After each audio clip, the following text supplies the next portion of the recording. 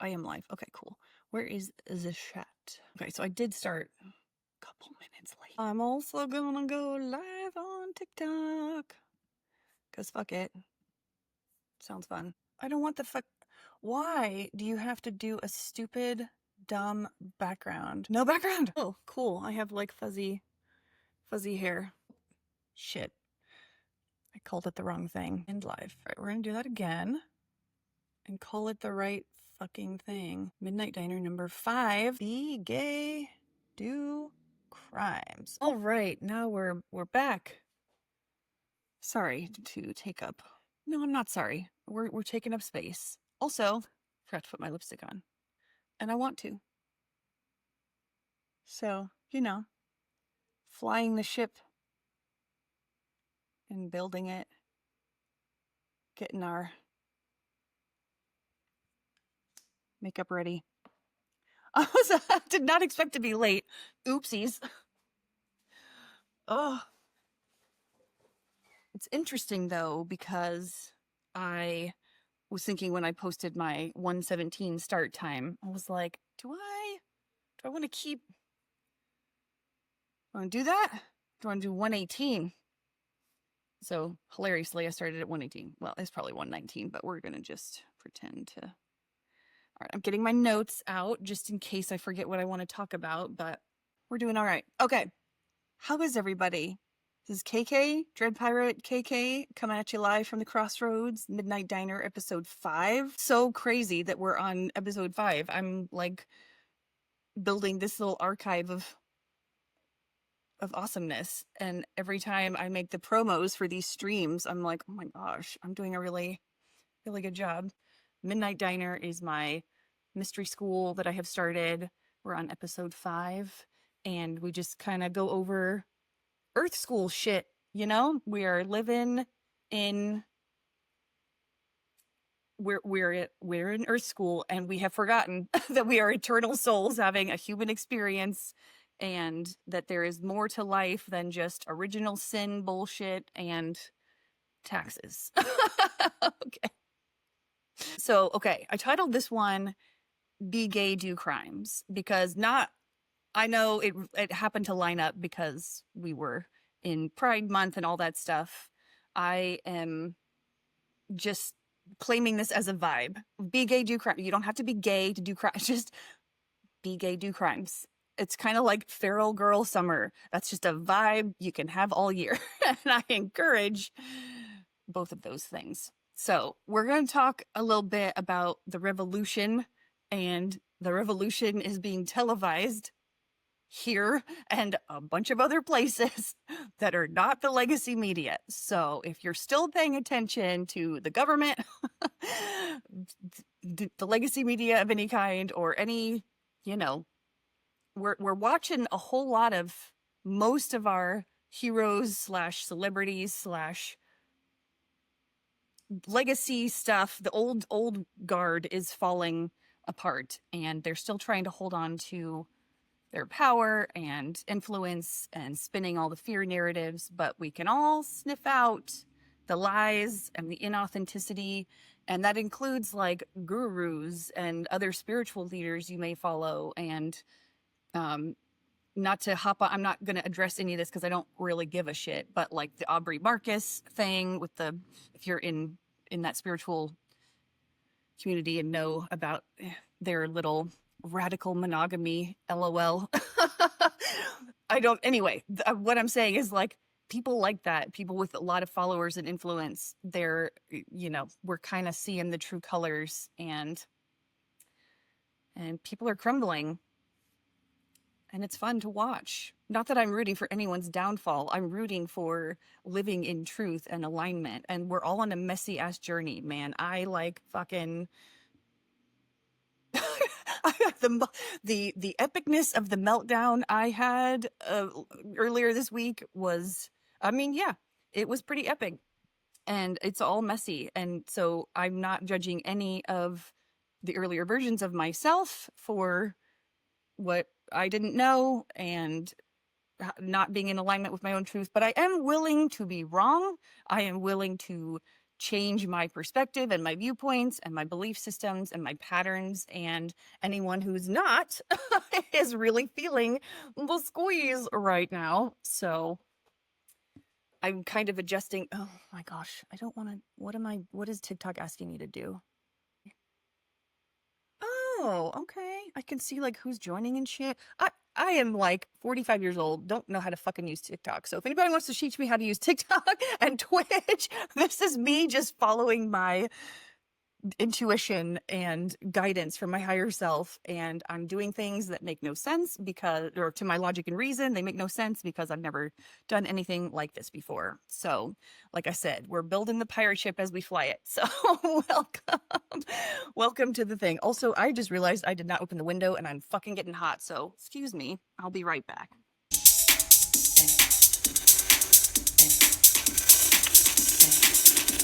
Don't touch that dial.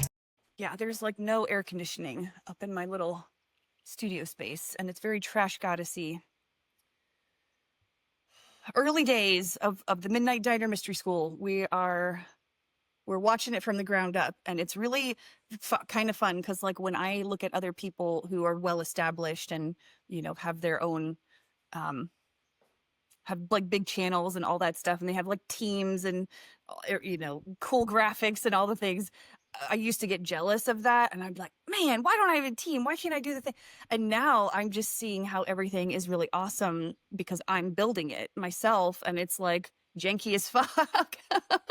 And I don't care, and I think it's fun to watch things being, you're watching like the seed has been planted and it's kind of blooming right now, and we're having a good time. So anyway, we're talking about the revolution, we're talking about doing crimes, and just pull up, have some coffee, have some pie, favorite treat.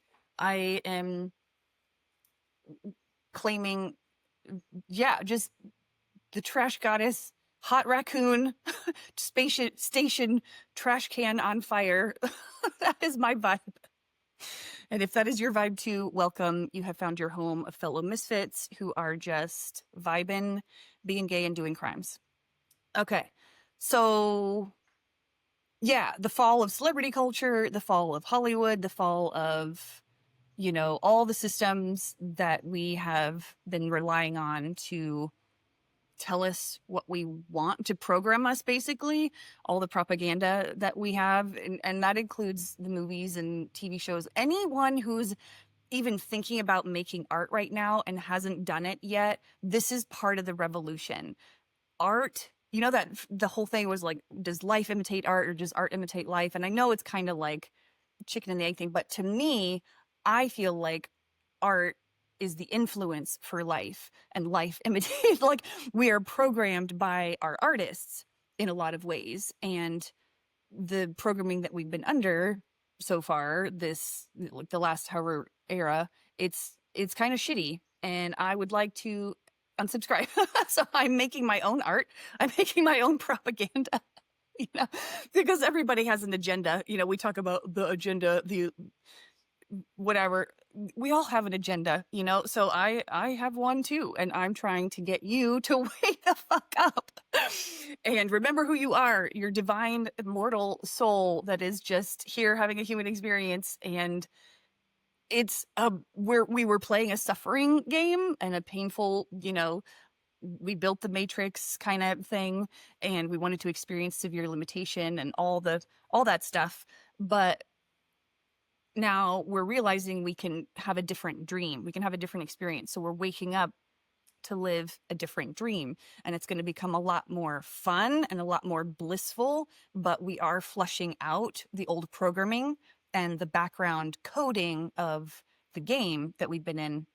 And so the new era starts in 2027. If you study human design, you'll know what I'm talking about. If you don't worry about it. We're going to kind of go into it a little bit. I'm not an expert by any means. I just talk about the things that I've been chewing on and kind of thinking about, and want to just give you some things that you can chew on, and maybe it helps you connect some dots and some downloads and figure out what you need to do or want to do, or whatever. So our basically what a new era is in 2027, it just means the background frequency, the coding is going to be changing. And so instead of fear of failure, which was what our cross of planning was this last 400 years, it's going to be fear of the unknown.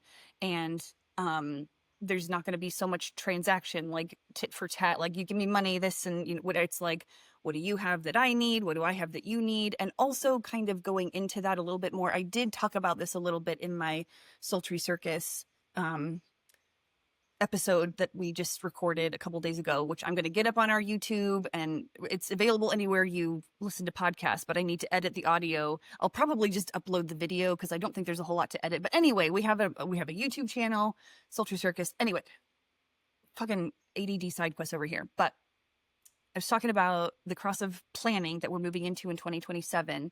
And so it's going to be, we're getting a taste of those energies right now with the nodal axis, which is Pisces and Virgo. And so it's kind of like you can make your plans, you know, but then the universe is going to go universal 2x4 and be like, actually, you just need to go with the flow. And so we don't know what's coming next. And part of that transactional nature that we're moving away from the cross of planning that we've been in for the last 400 years, we're moving into the cross of the sleeping phoenix. And that is where, that's what I was talking about. Like, what do you have that I need? What do I have that you need? It's not necessarily going to be a monetary exchange. It doesn't even necessarily need to be a balanced energy exchange, or kind of what I mean by that is balanced in the way that we typically think of energy exchanges. And I'm working on reprogramming my own stuff here to like my perspectives of abundance and what a balanced energy exchange even is. And so for me, like in the cross of planning, what we're coming out of, it was like, you know, it's like, you know, this much money, like the worth of something is like determined by whatever societal, whatever programs we determine worth or whatever. And I just went through a major event in my life where I had a very severely unbalanced energy exchange, and I was very upset about it, and kind of went through this whole thing, and there was a big like friendship breakup. And anyway, which is all still valid, and I'm not discounting like the things that I have been going through or anyone else is going through with the unbalanced energy exchanges, because right now we're coming into balance, and I want to go more into that in a little bit. But what I mean by the sort of the tit for tat kind of thing, where it's like, well, I've given you all this stuff, you need to give me some stuff too. Or what feels like to me is that the cross of sleeping phoenix is more, maybe you are over giving to someone, but then from a different channel, you're going to get in like all this other abundance. And so, for example, let me just give my own experience with this, with the housemate that I just had. And I was over giving.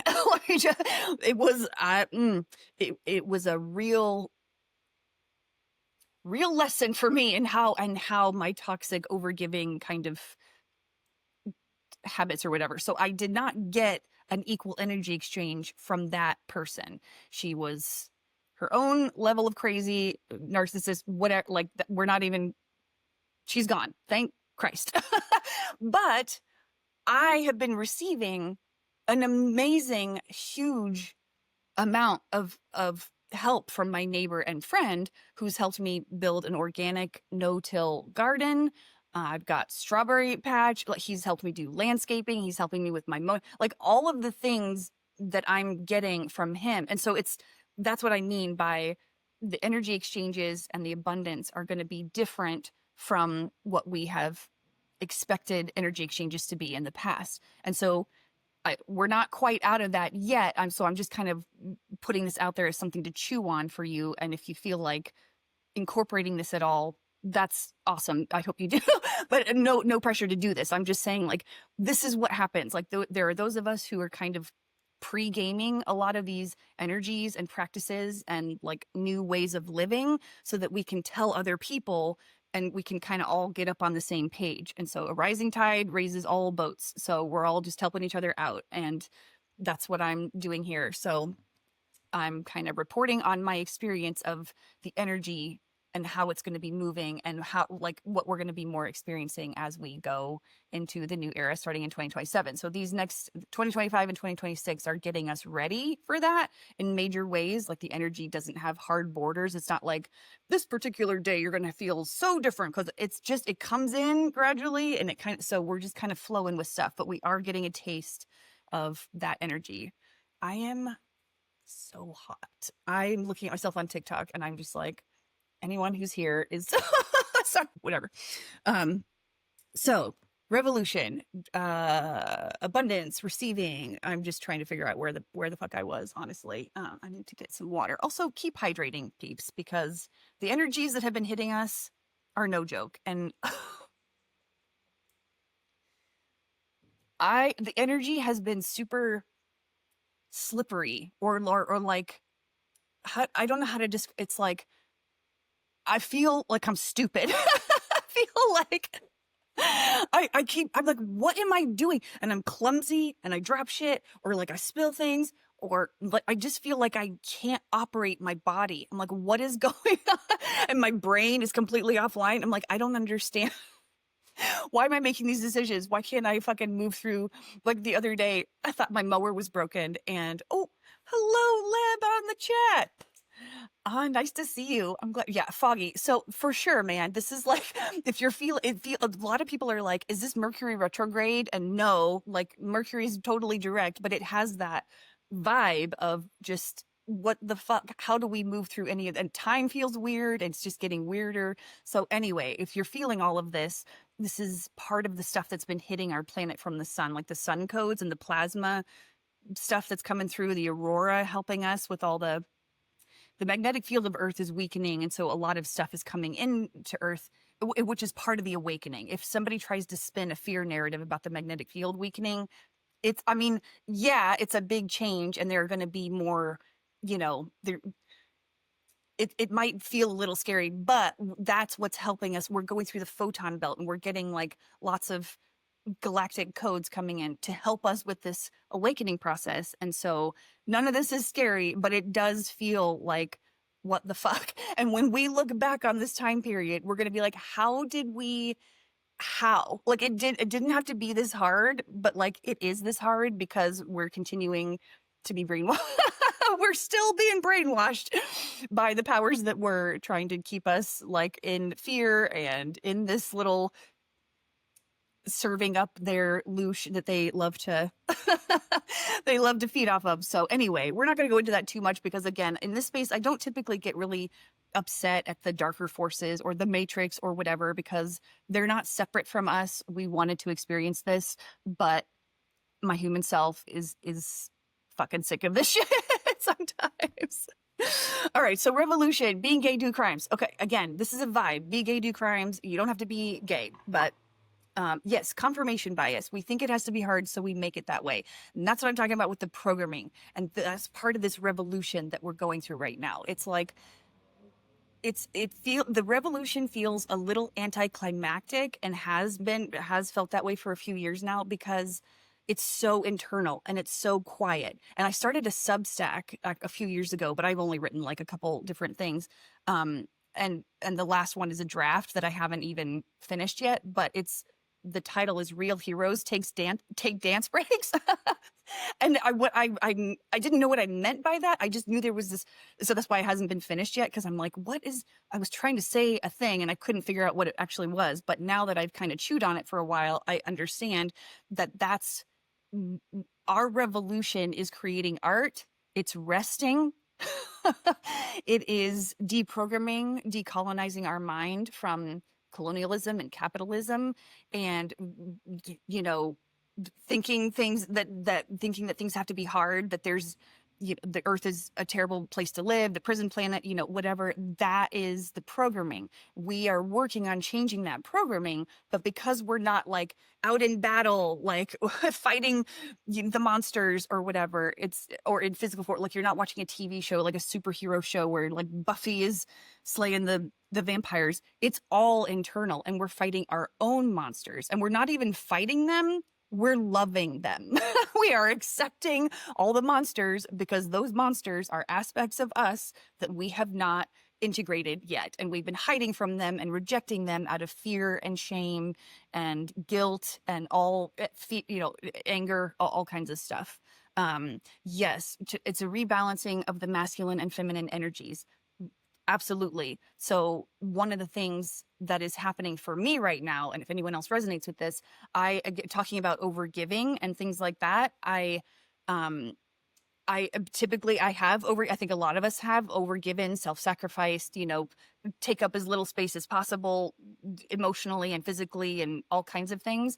And I also know that I will be in a position shortly to be very generous and not overgiving, but like very generous. And so with like money and resources and time, like, to help my community. That's the reason I am here, is to make this world a better place. And I am going to be receiving the money and the resources and the support, soul family people coming in to help me with all of this. But for now, and for the past few years, I have been really shoved into a position where I have been forced to receive from people. I have and give like nothing or very little in return. And it feels very uncomfortable because I feel like I'm not worth that, and that I need to just do things or give things or whatever. And so that feminine energy of receiving, I need to open that channel. And so I've been forced into receiving not just money, but like food and like, resources and all kinds of other things, help from other people. And it's been a hard, and that's partly why this like revolution feels so anticlimactic, because that is part of it. You are rebalancing your giving and receiving, and not that masculine is giving and feminine is receiving, but like feminine typically is that yin energy. You're receiving, you're receptive, you're just being, you're drawing everything you need to you to do the things. That masculine energy is the doing, the thinking. So like the masculine is the logic, the reason, the mental space, and the feminine is the intuition, the heart, those types of energies. And we've been in an era where it's like all logic and reason, and things have to make sense, and you make your plans, and you feel fear of failure is the major thing. And we're kind of reframing what failure even means, because, and I've talked about this on both of my podcasts before, where it's just like failure isn't what we think of it. It is, or we've been trained to think of it. It's been like, it's not this, it's not the same as success, but it has that same frequency where it's like, if something doesn't work, you found out what didn't work. And it's like, speaking to the third line in human design, third line is called the martyr. And it's some of these words, whatever, but like the martyr goes out and does things, they fuck around and find out so that we don't have to. And so part of me was like, thank God I don't have a 3 in my profile line, because that sounds like my worst nightmare. But I've been leaning into that third line energy to like do some of these deprogramming and decolonizing of my own mind and my programs and stuff. And so I'm just like, well, what if I fuck around and think something different? Or what if I fuck around and follow someone or listen to someone different? Like, again, I come from a lefty liberal background, and yeah, you're a 6'2"? Oh my gosh. The third life. You're on the roof. Yeah. You were on the roof. And that's kind of like,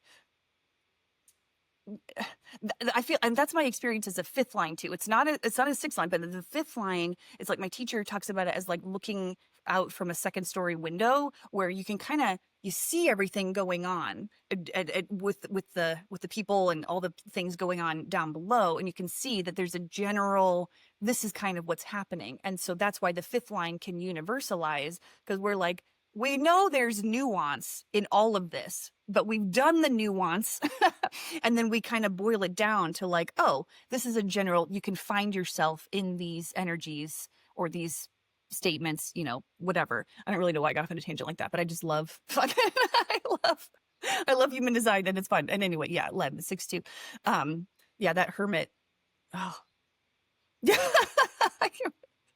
being a hermit is like where it's at right now. Anyway, I won't go off on that tangent. But anyway, yes, coming from we're ADDing all over the place. So when I was talking about being from a lefty liberal background and fucking around and finding out, listening to other people, that's when my worldview really started to shape itself in better, and by better I just mean more full. Like for me, I love information and input, and like I have these mental maps in my head and I'm like, let me color them in. So when I say better, I'm not saying left or right is better. I'm just saying it's, for me, it feels better to like listen to um you know, a bunch of different people. So I'm talking like, and this is partly why I know that the revolution is well underway, and we're not gonna be pushed into those scary scenarios that the legacy media and the powers that were and whatever keep trying to spin that we're gonna get, like World War III and all that shit.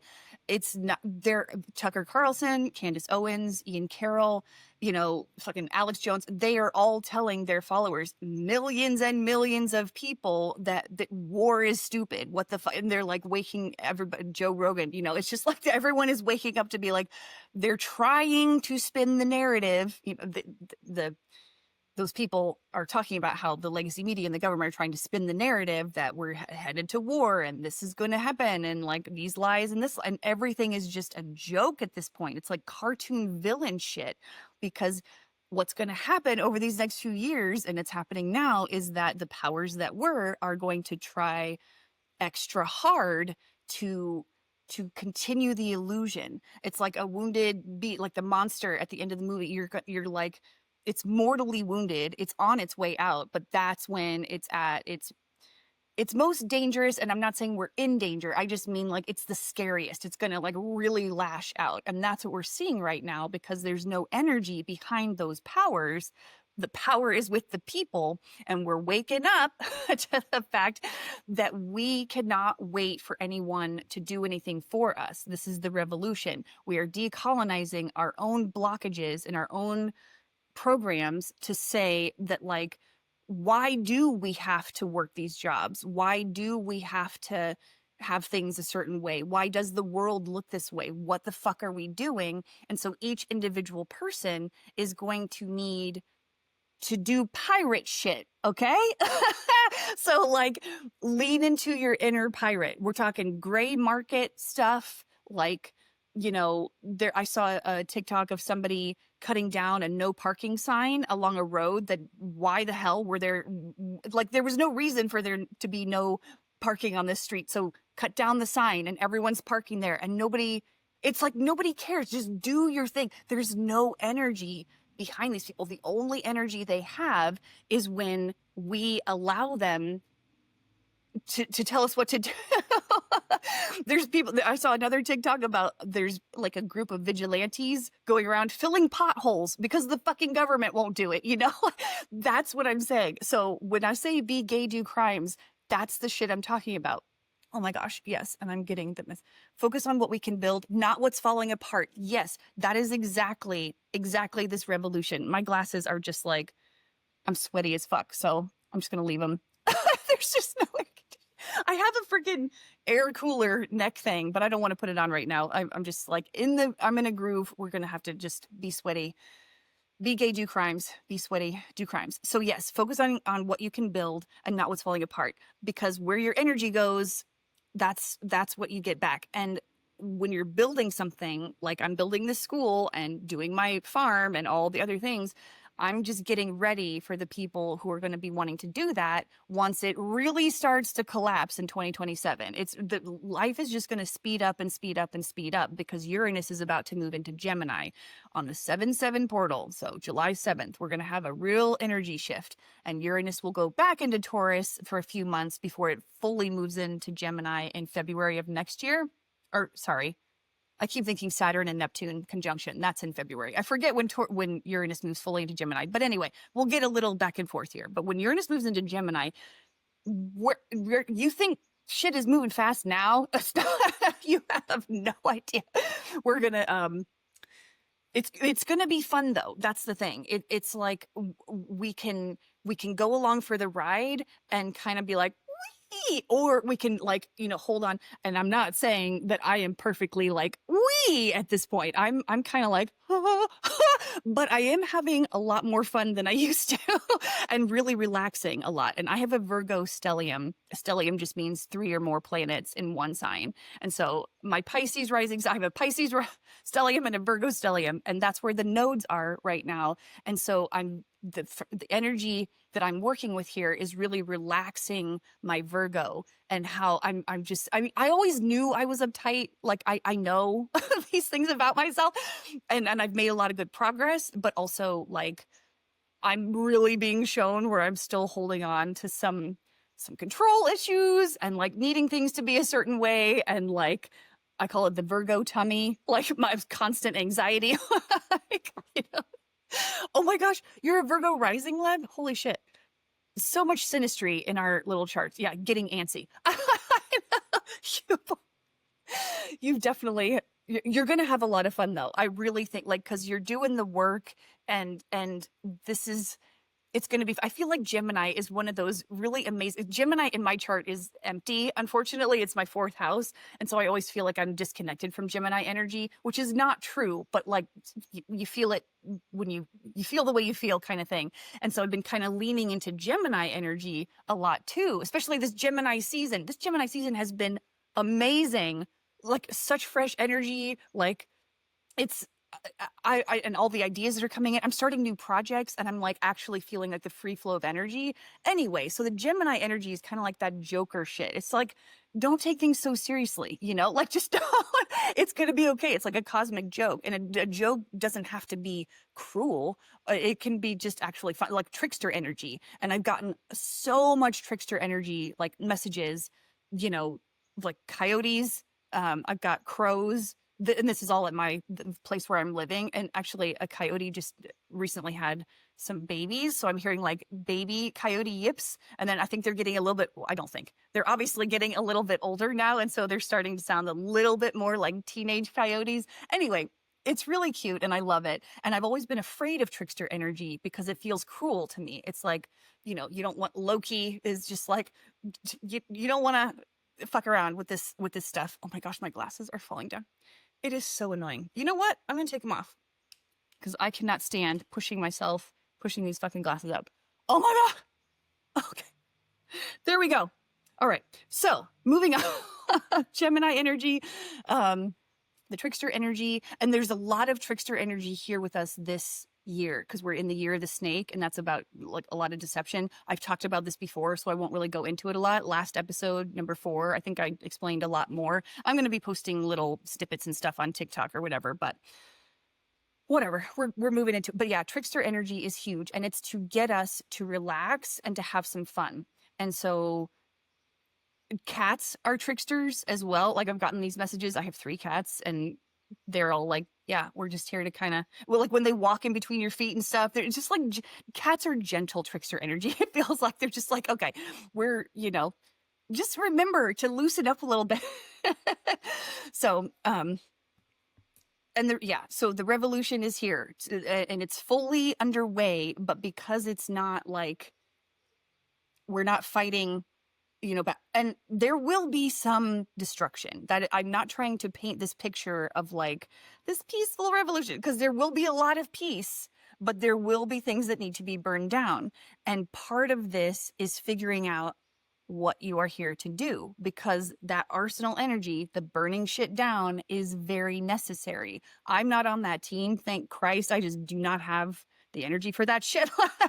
I'm too old for this shit. So I'm here on team trash, and I'm picking up the pieces. I'm doing my earth school, mystery school, whatever. And I'm just kind of focusing on the things that I can build. And I'm watching the show like it's literally a show. I'm watching it out there where the people who are supposed to be doing that are burning things down and they're calling things out. And that is awesome. But we're being part of the scare tactics, or part of the distraction tactics, are to like flood the airwaves and flood the public, or with like a bunch of like all the executive orders going out in America, all the sudden shifts and changes, and all kinds of like, there's just like so much fucking information, and we don't know what to be angry about next, or like what to focus on, or, you know, any of these things. Also, remember Luigi Mangione, please. Like I feel like he's been kind of not forgotten, but like that was like the hugest story for like a second until they kind of bombarded us with a whole bunch of other things. And it's like, let's just, that was a major milestone moment. And I feel like people should still be talking about him because it's, this is just a very fascinating time to be alive.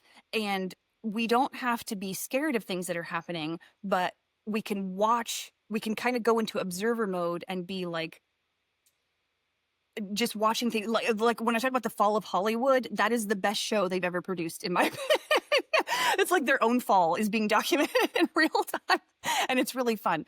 And we can see the thing, like the artists who are building like these new, like just putting out their own shows and putting out their own movies. I accidentally made an awesome short film. Like it's like 14 and a half minutes of like, yeah, be aware, but be not afraid. Exactly. Like it's okay and you are safe and all the things, but I'll go into that a bit later. But yeah, I accidentally made this short film. Speaking of Gemini season, giving me all these really cool ideas and like media stuff. I started off making this accountability buddy video because I did not want to do any of my chores. I was like, oh my God, I cannot get up. So I just made this video, like a body doubling thing. I was like, okay, if I have somebody watching, and I committed to like making I thought I was going to throw together a couple minutes of like probably crappy footage or whatever. And then as I was looking at the footage after I was done, I was like, damn, this is like good. I got the good angle and shit. And so then when I edited it down, it was like, I was like, you know what? We just make this as long as it wants to be. And I probably could have made it a little bit longer, but I love what I did. I posted it on YouTube. It's also on TikTok. I'm Dread Pirate KK everywhere, whatever. So anyway, go watch that shit. It was really, really fun. And I'm really, really proud of it. And that's the thing that I'm talking about. Like, that's why the revolution feels so anticlimactic, because you're like doing fun shit and you're resting. And it's like, but I'm not doing enough, or the programs, like the capitalism programs that are just like, but I have to do these certain things. It's like, you tell yourself what you want to do. And there's a transit happening now. Venus is in Aries and Chiron is also in Aries. And Chiron in Aries, which started in 2018 and will move through 2027, is where have you abandoned yourself for fear of being abandoned by the other. And so these are all original wounding type stuff. And with Venus now in Aries,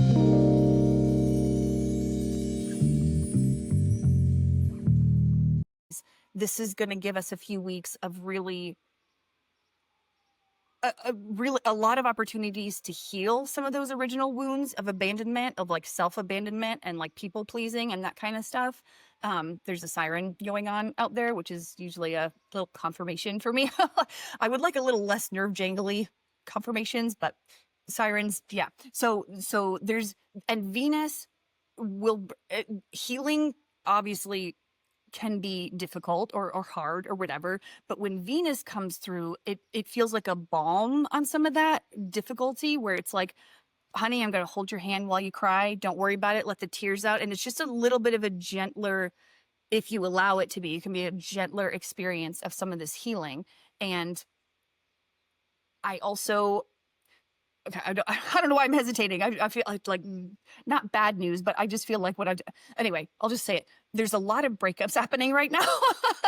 So there's a lot of, which is, Venus is like relationships and not just romantic, but like all kinds of relationships, including to yourself. But anyway, a lot of breakups are happening right now, whether they've either like in we're wrapping them up, or we're in the middle of them, or there's some major cracks in the foundation. Like there's been some lightning strikes of like, oh shit, I've been in this relationship for 30 years or, like whatever. And I thought it was going to be my forever. And now it's like, what the fuck? Or even if it's only like a couple years old of a relationship and you still feel like this was the one, and all this, like a lot of those are kind of being like shaken right now. And everyone's like, what the fuck? I thought, it's just like it's a big shakeup. And so again, Venus moving into Chiron, or Aries with Chiron is like, we've already had a lot of energy of rebalancing our own selves in relationship to others and like the people pleasing stuff. We had the nodes in Aries and Libra before this. we were all reevaluating a lot of that stuff anyway. But again, with Venus moving into Aries, it takes about 4 weeks. Venus spends about 4 weeks in a sign. So we're going to have this for a minute where it's just, there's going to be a lot of opportunities to sort of gently release some of these things that are holding us back and not letting us live in our truth. And we're the ones who are not living. We're the ones standing in our own way of living in our truth. But that's part of what Venus is here to help you see. It's that you are the most important relationship you're going to have. And the rebalancing of the masculine and feminine energies within yourself and having that own inner union, it's called Hyros Gamos, and that's the inner marriage of your divine masculine and divine feminine. And when you are in balance with yourself, that is reflected out into the collective or into your own reality. And that's when you draw in these partners that are going to be here for, and I mean soul family type partners. When did Venus go into it? I think it was like the 5th, a couple days ago. It wasn't but the 5th and the 6th, I felt like were really big of what month are we in? June. Yeah, 5th or 6th of June. And so those were pretty, I even had an experience with a friend. There was some, we released some little support, and that's what I'm here for. I'm here to like be that Venusian, trash goddess, just quietly holding space. Like, go ahead, release all the things. It's going to be fine. And anyway, so a lot of these they're divine divorces is how I think of them. And it's the people that are here with you there. It's not to say that the people you're with that you're currently like, okay, you're either broken up with them or you're in the middle of a breakup or you're like, holy shit, is this a breakup? Like, what am I don't even know. I don't know who am I without this person, without this family, without, and these are major, worldview shifting things and life changes. Like these tower moments are just like, but again, Venus is here to just be like, it's going to be okay. We don't have to be perfect with any of this stuff. It's just like receiving the messages of like, there's a gentle energy here. And the people that we're with, that we are maybe wondering if we should break up with, or, whatever's happening in our lives, they were here to help us grow. And sometimes those soul contracts are only a little bit of time. Like for me, my housemate thing, even though that was like a terrible situation, it was like the best thing that could have happened to me. And yes, there was conflict and stuff, but there was also a lot of fun. Like we were friends, like we had a lot of fun together, and I did a lot of healing with her, and I got a whole lot of downloads about stuff that I was like, oh shit, I needed that clarity, so we're constantly growing. But then at certain times, it's kind of like you only needed to be with that person for this amount of time, and your next chapter is going to be something different. And some of these divine divorces aren't even necessarily going to be like permanent. Sometimes they don't have to be. It just could be like you need some time apart, and then you can maybe come back together as friends, or who knows, whatever. So don't take any of this as like a set in stone, like everything's over. And it's just your soul has chosen what it needs to grow to its highest evolution. And that's another thing that trickster energy is here for. Trickster energy is like, it will do anything in the name of evolution to get you on your highest timeline and to be the best version of yourself. And so anytime you are tricked or feel that trickster energy or get misdirected or whatever, it's just doing what it needs to do to get you to where you need to be. So I'm still uptight about this shit. Like when when I have the trickster energy experiences, I will throw tantrums. Just throwing tantrums that an actual toddler would be maybe embarrassed to look. Oh my gosh, Shay is here. Hello. Oh, it's okay. Your internet is still shitty. I know you're Shay. I remember the me too. You're so cute. Tony, I'm so happy to see you. Yay. So anyway, yes, we're talking about relationships. And if you have any, I think I do also want to pull some cards at some point. So I don't want to, what time is it? 2? I don't know. It doesn't matter what time it is, but I just don't want to lose steam before I pull the cards. Cause like this time, this stream was kind of more like, I always bring my cards in case, cause I have these anxieties before every stream that I'm not going to know what to talk about, or I'm like, I don't know. Is there anything to say? And then I fucking yap, and it's like, oh, of course it's fine. You're fine. So I never really need the cards. But this time I was like, I feel like we should be pulling some cards. So anyway, I brought my decks. We're gonna do that. But anyway, so moving on to like moving backward, not backwards, but going back to like some of this like revolution stuff and like decolonizing your mind and all this stuff. Saturn is now in Aries and Neptune is now in Aries. And again, they will be retrograding back into Pisces for a few months at the end of the year, like fall-ish.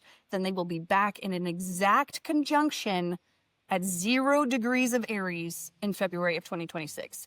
And 0 degrees of Aries is like the creator degree. And so talking about new starts, that's like a mind-blowing energy shift right there. And they're going to become there in July. I can't remember when in July, but not only is Uranus moving into Gemini in July, but Saturn and Neptune are going to be in like within minutes of an exact conjunction. And that's at like 1 or 2 degrees of Aries. And so that's going to also be, we're going to get a real taste test of what these new chapters are going to be like around that time. And then again, it's like the energies kind of come in a little bit, then we do a little retrograde so we can kind of reevaluate and be like, okay, what was that experience with those energies? Then we can kind of move back into it and be like, okay, we're a little bit more prepared. But if we just went full blast, like no retrogrades ever happening, it's like you can never review things, you can never refine things. Like the retrograde energies are very like put re in front of a lot of different words, like reevaluate, redo, reassess. Like anyway, it's like the mutable energy. You're just like, okay, how can we refine these things? Anyway, so a lot of new starts. And also with the Neptune and Saturn being in Aries is radical selfishness and I forget what I was going to say about that. Oh, radicals. So, and then this Venus and Chiron thing where you're just like learning that you are the most important relationship that you're going to have. So there's a whole lot of very supportive energies for this radical selfishness. And I saw a hilarious video of somebody, I don't even know her name. I feel really bad, but she was like, lean into your cuntiness. I was like, yes, that's the one right there. And it's like, nobody can tell you who you are. Aries is like, I know who I am and no one can fucking tell me. And so there's a lot of energy that's supportive for us to all feel that. And so that's part of the little shift of divine divorces coming through with like, if you're not with the people you're supposed to be with, you're gonna be told, you're gonna feel it. And so anyway, but one of as I was writing all my notes, let me just actually double check it. But as I was writing my notes for this stream, I typed in like, Saturn and Aries because I wanted to talk about whatever. And then that's when like the be gay, do crimes feeling popped into my head. I was like, oh, we're not fucking taking shit from those oldsters anymore. And by oldsters, I mean anyone like an external authority that typically can be. Saturn is like an older. It's like, authority and like older people and that kind of thing. Saturn's a lot. We'll go into all these different keywords. But anyway, in this instance, Aries is like the first sign of the zodiac, the baby. And so Aries baby and Saturn old person, it's like Aries is going to be kicking some old person ass right now. It's just going to where like, I don't want to listen to older authority figures or anyone who's like trying to tell me, what the fuck to do. So that's why like the be gay, do crimes popped in my head. I was like, listen, do what you want. And I'm starting to get like a little, I'm a pretty chill dude. Like, oh wait, that's hilarious. I'm like in my chat and it held your comment, Leb, about leaning into the cuntiness. I have an auto mod. I didn't even know I had a mod. It's hilarious because the mod fucking lets spam in here, but we'll hold off on the heavy on the cuntiness.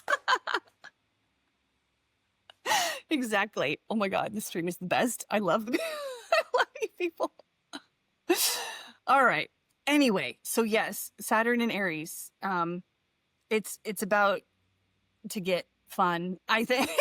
And so I don't know if you've ever seen the movie Elf with Will Ferrell and James Caan, but like that's very Saturn and Aries. Like Elf is Aries and James Caan, I forget his name in the movie, but the dad is very like Saturn, like no, or like we need limitations or we need boundaries, and yes, we do. We need those things. It's not like Saturn is bad, but like that movie is perfect example of like Saturn and Aries energy. And like Saturn loves a good foundation and hard work and um like solid something you would be proud to present, in any way, like whether it's art or like the way you live or whatever. And he's asking you to be proud of the way that you live, proud of your own alignment with your own inner truth and your own radical selfishness. Like if you need to lean into the cuntiness to get into that truth, it's like, or into alignment, that's what Saturn's going to want you to do. And he's going to enjoy, he's got a little twinkle in his eye as he's like, no, and limitations and blah, blah, blah. He's going to have a twinkle in his eye when the Aries energy is like, well, fuck you, I'm doing it. That's why. And so you might run into roadblocks because Saturn is like roadblocks. Oh, Leb, you've done modding on Twitch. Oh, you want to be my moderator? Actually, you want to teach me how to use Twitch? Because I don't fucking... Okay, anyway. So I'll get into that later. But so Saturn is going to be like, it's going to put up the roadblocks. And so Aries is going to get real impatient and frustrated because it's like, but I want what I want now. And I want to like do the thing now. And so we're going to need to learn. We're going to need to, because that's what's going to happen. So it's not like need or want, like we're going to do it. With Saturn lessons, you don't get a choice, but you can choose how you respond. And that's the lessons for these Saturn transits is like, you are put into a container with limitations and you try to move something forward and you can't because there's a roadblock. So you're going to go this way and it feels like a detour and it's like so fucking annoying and Aries is going to be pissed. But it's going to be in service to a longer term, like way more fulfilling, Saturn will give you things, because Saturn also rewards all of this hard work. It's not just like the taskmaster. He will give you even better shit than you could ever have imagined because you showed up and you did the work.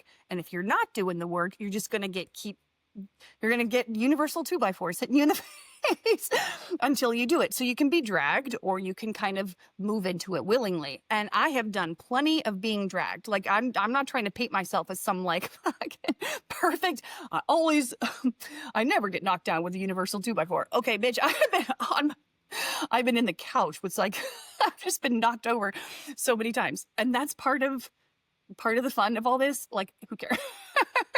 So don't judge yourself. But yes, the more you are strategic in this time period, like when a roadblock hits you, throw your tantrums, because I'm a proponent of throwing tantrums. I will always encourage tantrums. And then think about, okay, well, what is a more creative way to kind of move through this or whatever. So we've all taken a universal forge in the face.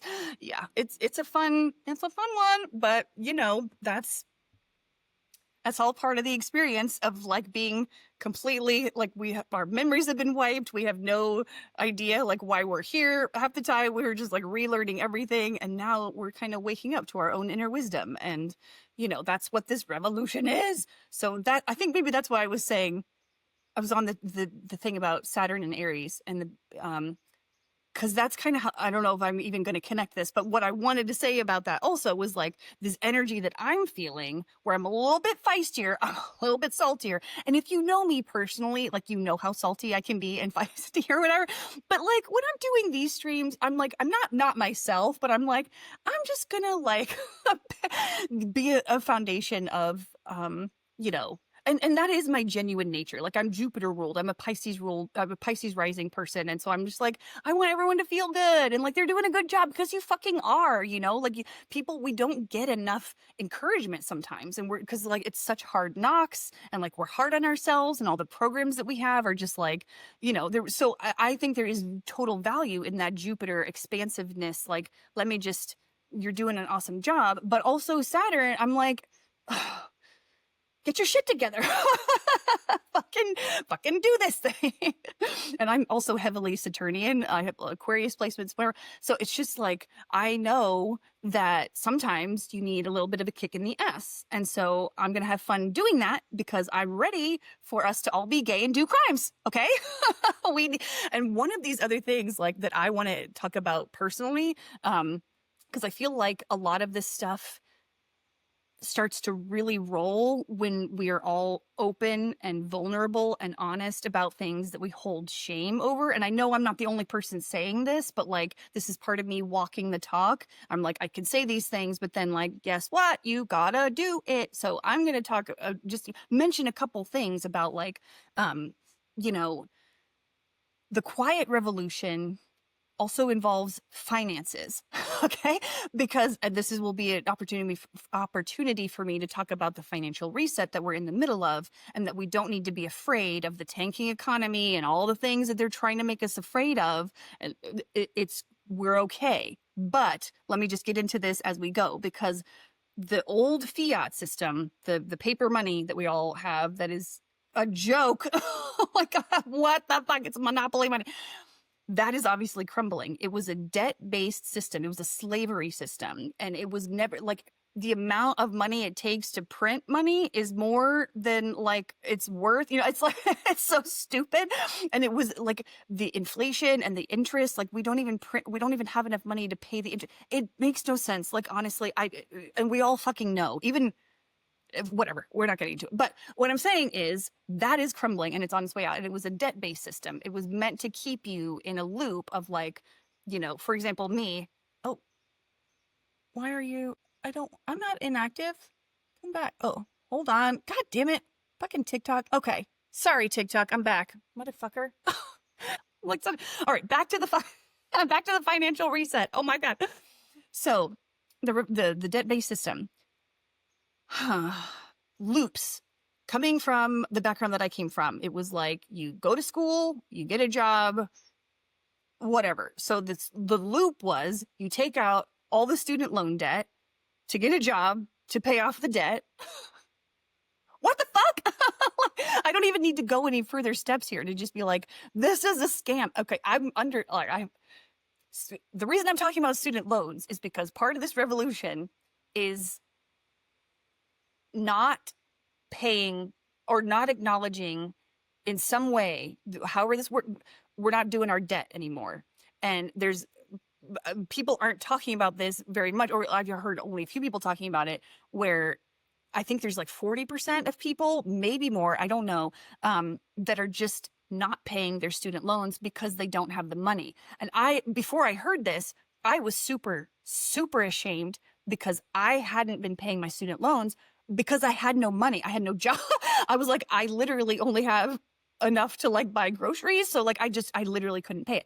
And the fear in my body, the programs that were just like, they're going to get me, I'm fucked. Like the first time I didn't pay a student loan payment, I was like, oh, the meltdown. Girl, if I had footage of I mean, you would probably just feel sorry for me, but like, I'm kind of laughing because like, what the fuck was I so afraid of? But also I still am a little bit afraid, honestly, because I have a lot of fear and scarcity programming and stuff.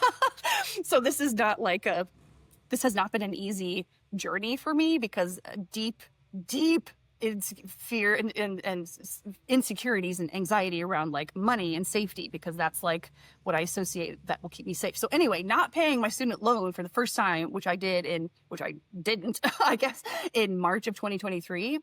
That was the first time I couldn't pay my student loan bill.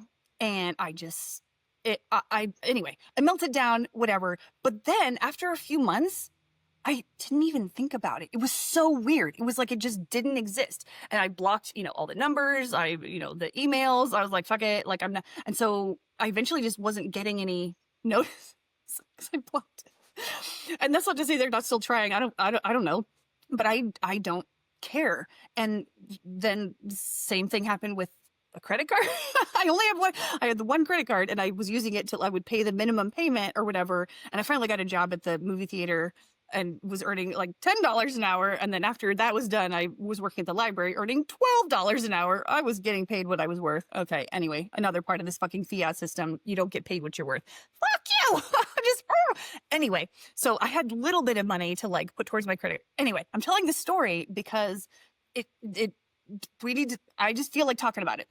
So I don't even know where I'm going. I just want to like talk about it. So at this point this year, it was March of this year. So it's interesting that it comes around in Marches. I don't know what March is, the start of the new zodiacal new year or something, whatever the energy of March is. That's when I decided, I was like, I cannot pay my credit card. And so I just stopped paying it. And again, they're, trying to do the thing and get me that I just block them. And I have a lot of fear over this stuff. Again, I am not comfortable in any way, but it has gotten easier over the last few months. I'm like, oh, okay, I'm just gonna whatever. And any cash that I have left is for myself because I have better things to do, more important things to do than to fucking feed a credit card company my energy, and money is energy. And so this is a lot of deprogramming, and I'm not even saying this perfectly because I'm still kind of like about it, but like whatever. And I'd gotten the messages before this. Like I'd hung out with a friend and she was talking about her own journey with the credit card debt and all this stuff, and how like for a while she just didn't pay them. And when I heard her say that, I was like, you can do that? I didn't even. So it's like, oh fuck. And I really, at this point in my journey, I know when I hear things like that really resonate, like something is kind of like, it's making me listen to it a little bit more. I'm like, oh, I'm paying attention to this in a way. I knew it was a message for me and was like, fuck around and find out what it's like to join the revolution of people who are not, there's so much debt, they're not going to get any of it. Like that's the thing that I finally realized after moving through motorcycles. I hope it's not too loud out there. But anyway, after moving through these fear things and like really, I have a lot of time because I'm unemployed. I got fired from the library. So I'm like unemployed and like doing my own like creative thing. But like, I have a lot of time to rest and to reflect and amen to that. Yes. Thank you. Thank you. Glad to have some like validation is always nice for me because I get mental spirals. So anyway, they're never going to win. Like, we think they still have power, and by they I mean the powers that were, all the financial institutions, all of the government, all religion, all the things that have like had a chokehold on our society.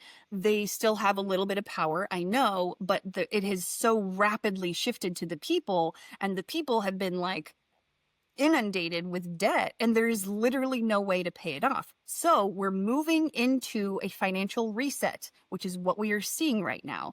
And it is going to involve moving to an electronic monetary system, cryptocurrency. Okay. And that's, I don't think cryptocurrency is going to be the only, finance part of the financing. I think we are going to do things like not transactional, but like the exchange of goods. Like, what do you have that I need? What do I have you have that I need? Like that kind of thing. And it's not going to be monetary based, but we're not going to get rid of money. We're eventually going to be moving into a Star Trek type situation where we don't have money and it's going to be fine. But like for now, we still are programmed as a collective humanity. We need money as part of our story, I guess. I'm already over it, but like, whatever, I'll take cryptocurrency because I know the ones that I have invested in. And I feel like part of me doesn't want to talk about cryptocurrency because like, the crypto bros and the scams and like, oh my God, why? I feel like people glaze over as soon as you bring up cryptocurrency.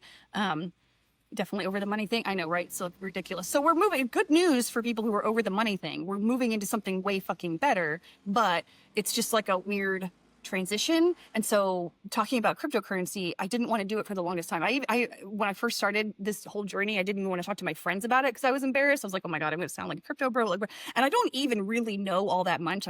I'm not clearly not a financial advisor or like any sort of crypto expert in any means, but I want to share what my experience has been and what my intuition has led me to do in case other people need to hear this, because that's part of how they're manipulating the markets. I say they, you know who I mean when I say they, like the dumbass things. It's like they're keeping the prices low of cryptocurrency. They're encouraging all the scams, whatever. I think 99% of crypto is going to go away because it is like scammy or like Ponzi scheme or, so there is genuinely a lot of dumbassery in that space right now. So you have to really have a lot of discernment and have good experts kind of leading you through the field right now. But as far as the crypto companies that are building the rails for our new financial system, which is basically already ready to go. And as much as the experts are telling you crypto's dead or we won't accept crypto, First, they ignore you, then they make fun of you, then they fight you, and then they join you. We're in the joining. Like, I mean, we're still kind of in the fighting phase, but like news every day about how this BlackRock is suddenly allowing blah, blah, blah, or JP Morgan is suddenly allowing crypto.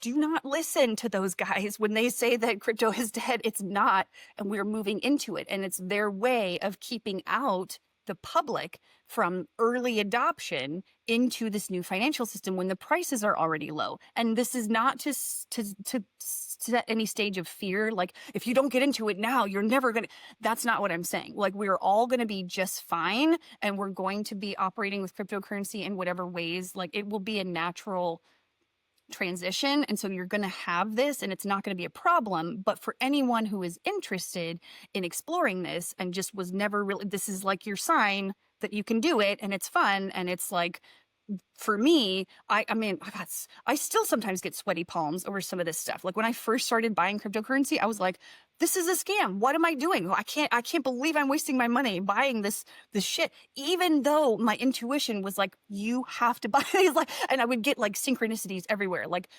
angel numbers, like 111 or 777, or, you know, like all the numbers. As I was buying the cryptocurrency, I would get the synchronicities, and I was like, so it would calm my mental spirals over like, what the fuck am I doing? Literal sweaty palms as I'm like pushing the keys to buy. And so I know that XRP is going to be the rails of the new financial system. XLM is also building their own thing that's going to be, you know, I think XRP is going to be more, again, I'm not going to explain all this very well, so I'm going to just do bits and pieces, because like the people who have all the details on this stuff, whatever. So I'm just like giving little bits. But XRP, XLM, Stronghold, which is built on the XLM Stellar network, and then anything built on the XRP network, which is, you know, obviously XRP, and then Corium and Sologenic and Flare. Those are the ones that I have invested in. There are others like that I don't know much about, like XDC and some whatever those, you know. So if you don't have the ones that I have, but you have other things, that's totally fine. It's whatever your intuition is guiding you to do. And so I knew XRP was going to be the major player in all of this, because I found this person who was helping me learn about this stuff, and the way he was talking about it, I was like, oh my God, this is exactly like the decentralized. A lot of people, there's a whole big narrative out there against XRP. Like, it's the banker's coin and it's the fucking elites, or no, that's not what the David Schwartz and the other two people who created XRP built it in 2012. You're the dragon. So let me You're the Dragon, XRP comes out, and it's like built to break the banks. It's built to give people independence so that banks are unnecessary. We can be our own banks. And they have a decentralized exchange and all kinds of things. You don't have to have that. We do have centralized exchanges to buy these things like Uphold and Coinbase and all that stuff, because again, we need transitions to becoming like fully decentralized. But anyway, I won't go into too much of the weeds about how XRP is decentralized, but it is, and it is the money of the future. And it's the thing with this is, though, even if you don't buy XRP, you don't even have to know you're using XRP. It's like when we are moving into the new financial system, most people aren't going to know what XRP is. They're just going to be like, oh, it works. Like whatever it is, like whatever apps they're using to buy things or whatever. It's like, as long as it works, it's fine. But the rails of that are going to be XRP. It's going to be like the internet of money. I think it's very like cross-border. It's a peer-to-peer exchange of any goods when XRP is the bridge currency. So when I was in the middle of all this stuff and still kind of having the sweaty palms about it, I had a dream where the CEO of Ripple, which is the company that manages XRP, he showed up in his Lyran form. I never know how to fucking say these words. But anyway, I have a major soul aspect from Lyra. And so when I saw him in the dream as his Lyran self, and he was talking to me, I was like, oh. and literally after that, I didn't really have any more doubts that I was on the right track with this, because that's how I that's how I follow my intuition. I know that I get good advice and good insights from my dreams. And so I take this however you want to fucking take it. I am telling you my experience and what we're moving into. And if you have eyes, you can see that we're moving into a massive financial reset system. I don't know when this is going to happen. I do know that it will be soon, because that's why the crashes are starting to happen now. They want to do a little, like, they're trying to rebuild everything from the ground up, but they have to crash it first. And I'm talking about the powers that were, because they think they're going to rebuild it in their own image, but they don't realize that we're going to rebuild it in our image. And it's not going to, we're not going to have a centralized force that's like, here's your money. We're going to do it ourselves, and we don't need banks. Okay. So if anybody needs to hear that, we're going to be fine. But I needed to address the cryptocurrency thing, because to me, it feels like something's coming pretty soon, and it's not, something exciting is coming soon. Like the change, this financial reset is a complete redistribution of wealth to the people. Instead of having it like this pyramid shape where like there's all the money's at the top and all the resources are at the top for like a few people, it is completely collapsing, and we're building it from the ground up. And so we're all going to be fine. And that is our abundance, or part of our abundance. Which abundance is not just money, but anyway, that's going to be what so the people who have invested in XRP, especially through like a 4-year lawsuit from the SEC, like anyone who held on, like the XRP army that held on, now that the lawsuit is over, and like, you know, they're still kind of working out some stuff, but like, it's clear that this is the winner. And I think that XRP went through this lawsuit in order to get the regulatory clarity that cryptocurrency needs, so that they can be the leaders in this new financial system. And so again, going through hard shit and bad seeming shit to get to the good stuff, that's another example of it. And that's kind of what I'm talking about with this trickster energy. I'm not going to stop talking about trickster energy this year, because like that's what we're dealing with. But like when things look bad, like they do right now out in the world, it doesn't mean that it's actually bad. And it doesn't mean to not feel bad about things. Like I do feel, I have big feelings about a lot of stuff, and I don't always feel good, but I do know that much of the time when things look awful, it's actually amazing, but you just have to go through anyway, whatever. So I'm just saying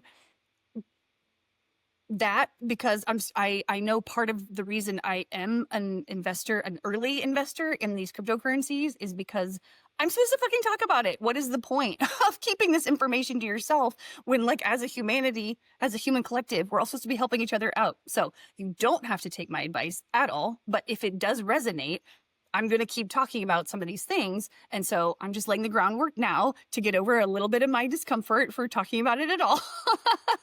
And so there's that on that. And so it's a very good thing. But anyway, okay. I'm going to take a break. Not a break. I just need some fucking water. And I'm going to see if anybody has any questions. Oh, anyway. Okay. So I'm going to take a look at my notes, because there was another thing I wanted to talk about. Oh, you know what? I think we should just do cards, actually. That's what I want to talk about. I'm going to start. So I do my Light Seer's tarot deck. And one of the things I've started doing, every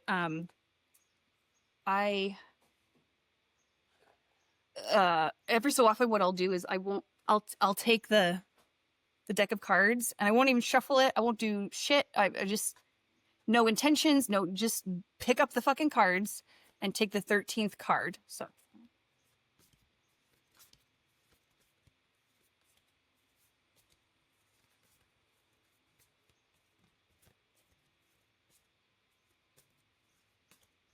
Okay. Page of Pentacles.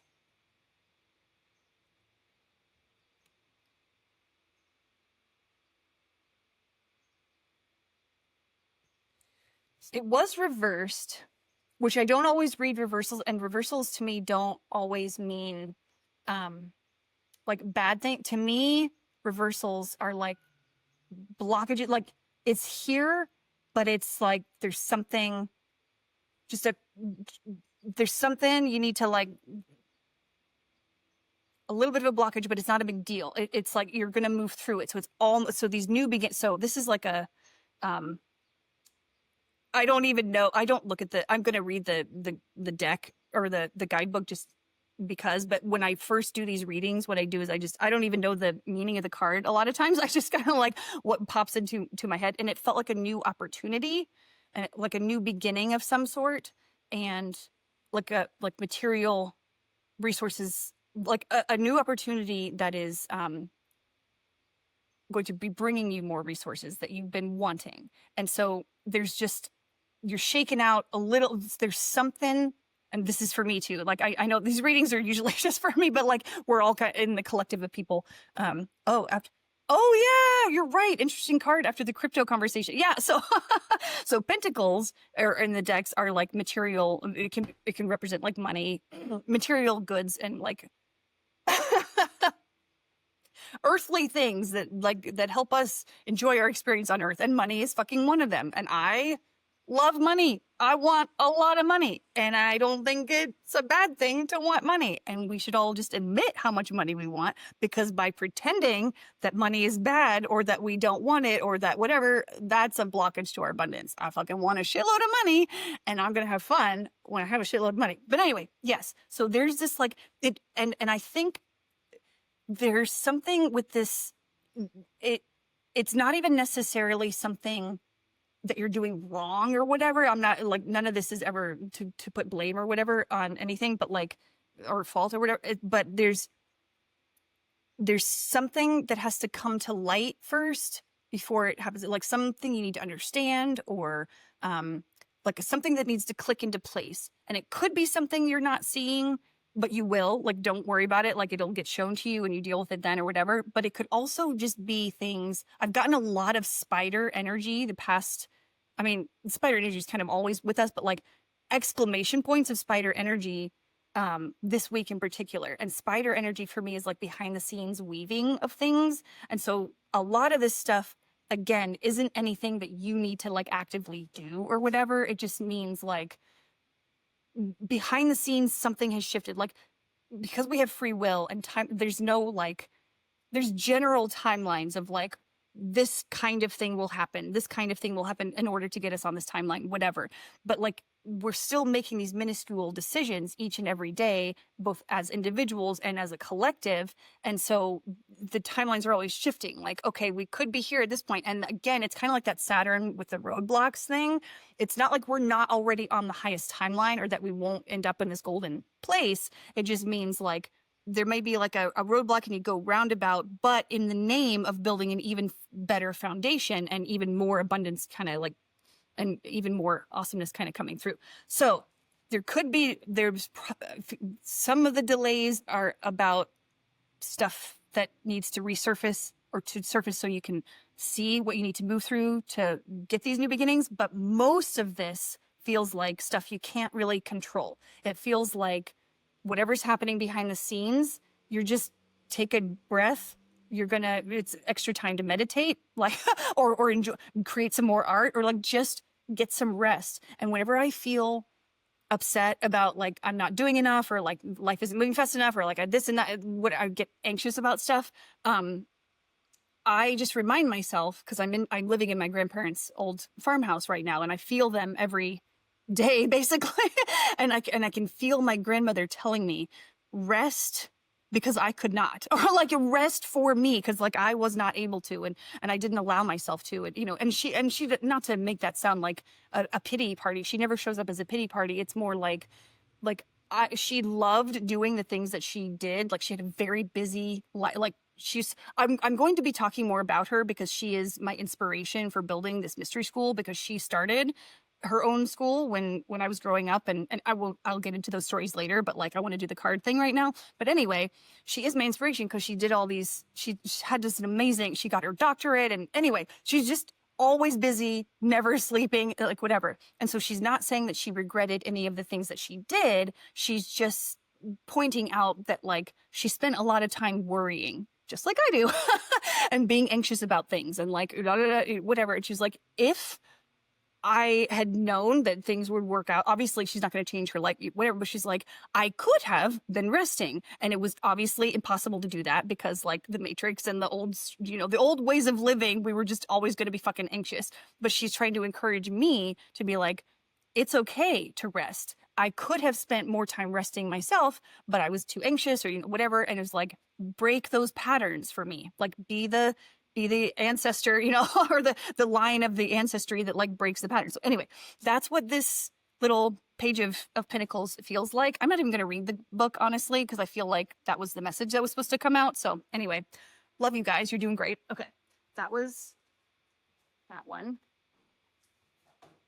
And then I'm going to do three decks. So this one is the Galactic Heritage deck. Favorite motherfucking deck of all. This is the first deck I ordered for myself, and this was back in 2020 when I had no idea. I was like, I don't know what's tarot, what's oracle, like but like for some reason I was Googling Galactic Heritage, but I didn't know it was a card deck. I was just like, what the fuck? Because I would hear people talk about Galactic Heritage, and I'm like, but not in card deck terms, just like, what is our ancestry? What is our star family lineage, galactic history, blah, blah, blah kind of thing. So I was Googling Galactic Heritage. I was like, what does that even mean? And this card deck kept coming up instead of like something else that I was looking for. And I was like, well, I mean, it looks kind of cool. I guess like, so I ordered it. And when it came in the mail, I got my whole body was full of chills. It was just like, oh my God, so amazing. So anyway, I just wanted to tell that story. Anyway, because it is a large deck, it's 108 cards. They split it into two piles to kind of keep it in the deck so it's not crazy. Anyway, my point is I'm drawing two cards from this deck because there's two separate piles. And we're just going to go to the 13th card.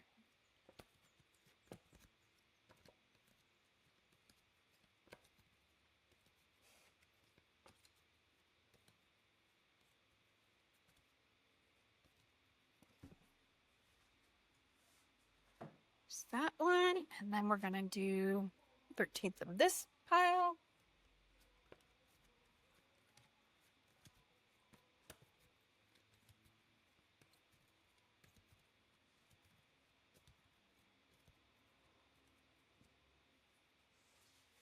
Okay. All right, so the first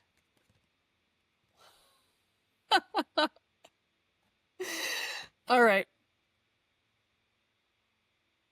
So we got number 80, embracing family from Zeta. And then we got like every card is powerful, but like 108. That's the last card in the deck. It's the most powerful card. Like, come on. One of the most powerful. Like, this is insane.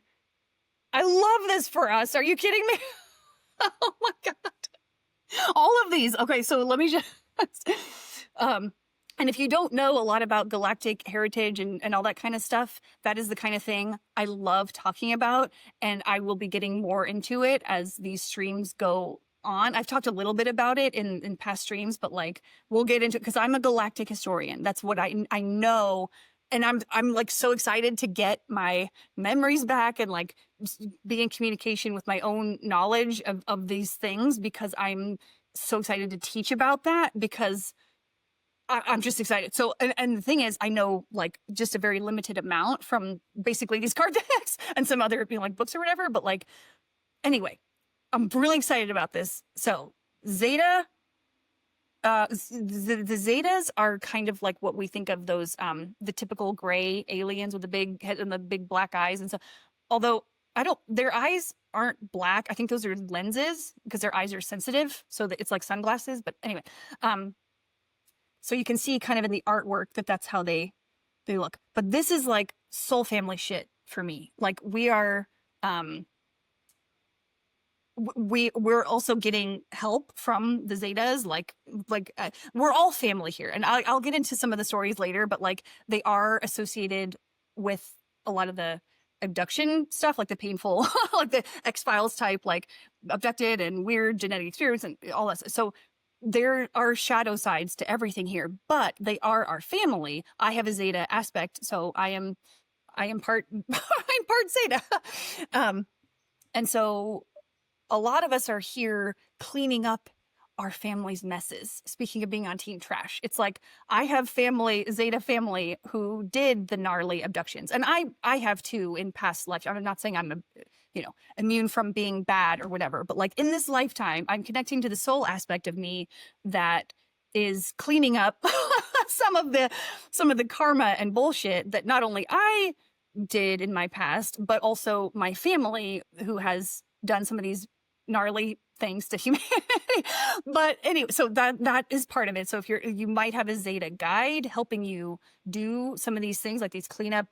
We're on cleanup duty right now, and a lot of soul wisdom coming in from this. Like again, the Zetas have been through a massive, like when their species eventually reached enlightenment and ascension or whatever, they had to pass through enormous amounts of fear. And that's what I have taken, like, because I have done that as a Zeta, I knew I could do that as incarnating as a human. And so I took on a big part of the fear programming for humanity and also myself. But anyway, I took it on. And so I have experienced a crazy amount of fear because I knew I could do it, because it was harder on Zeta.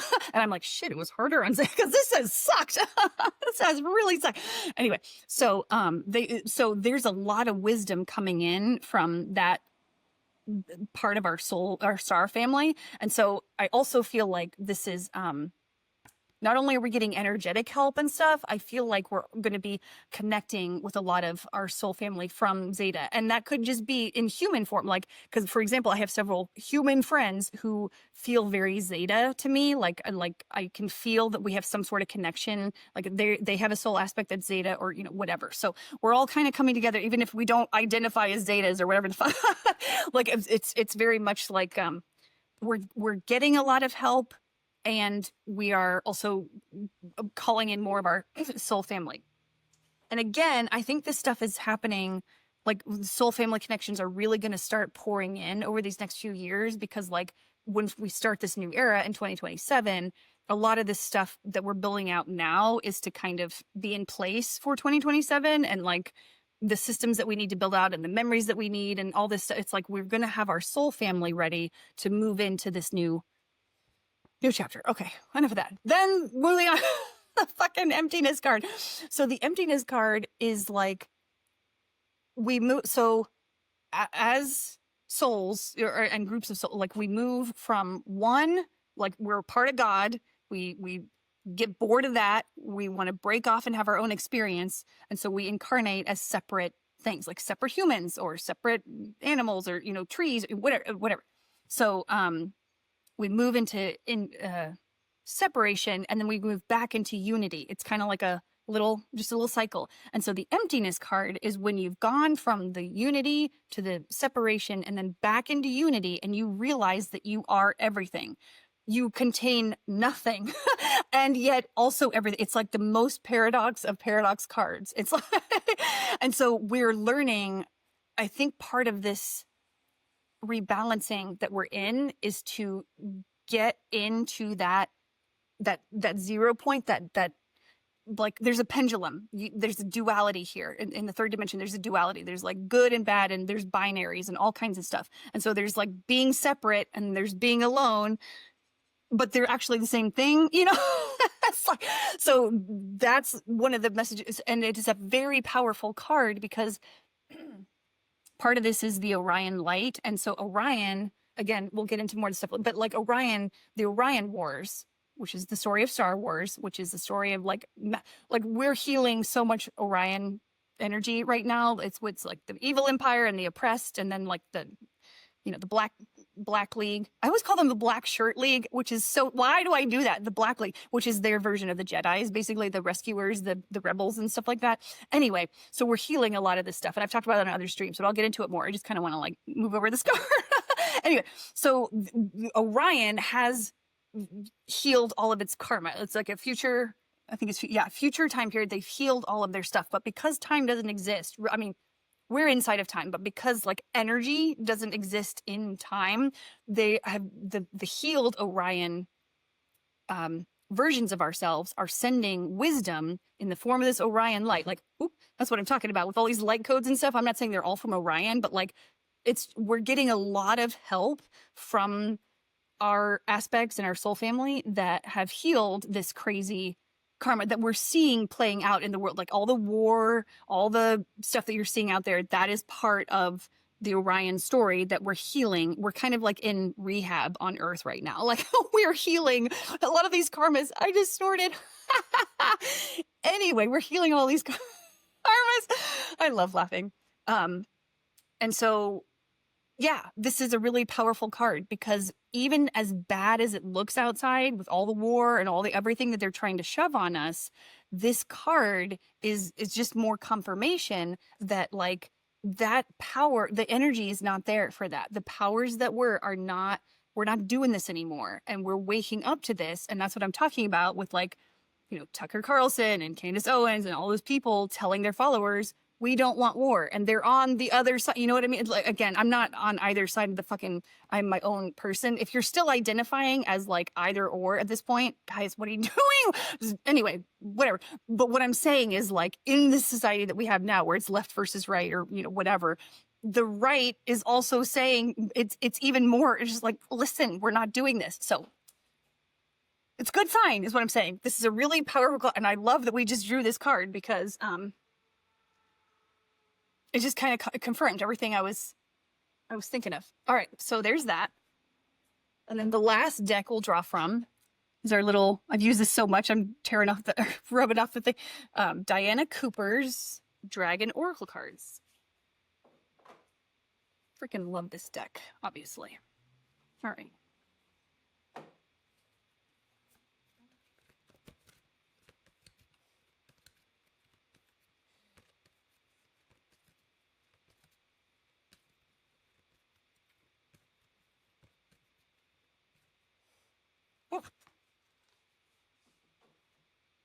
Ooh. Oh, okay. Black Dragon. I don't know if you can see any of this. Also, is anyone in here in TikTok? I don't think they are. Okay. I should probably just... Okay. Black Dragon. It cocoons you so that your divine potential grows. Meditate, reflect, undergo a metamorphosis. Okay, that's what the card says.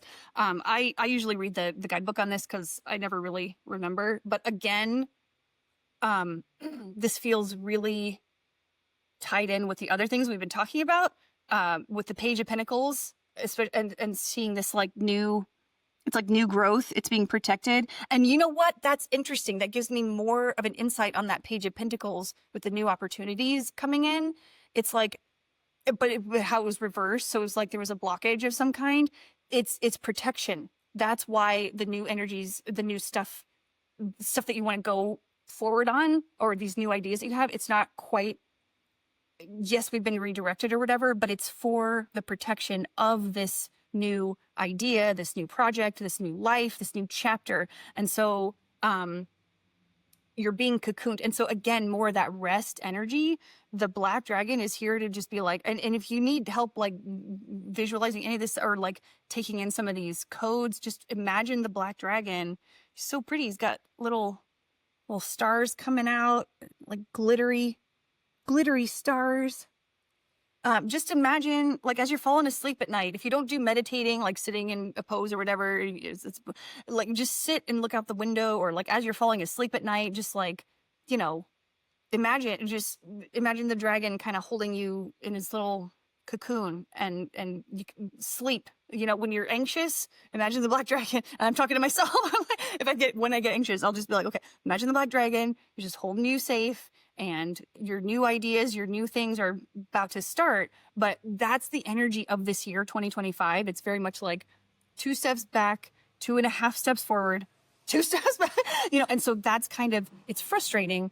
But it's also, again, all of that is for the protection of these new ideas and all the new starts that need to happen right now, so that, again, we can be ready for, you know, 2027. And 2027 isn't like the be all end all, nothing's going to happen after that or whatever. There's things like 2030, 2032, like there's other things that are happening. But like, as far as this golden age that we're talking about, a major shift in the energy that starts that golden age, or to get us into that, it starts in 2027.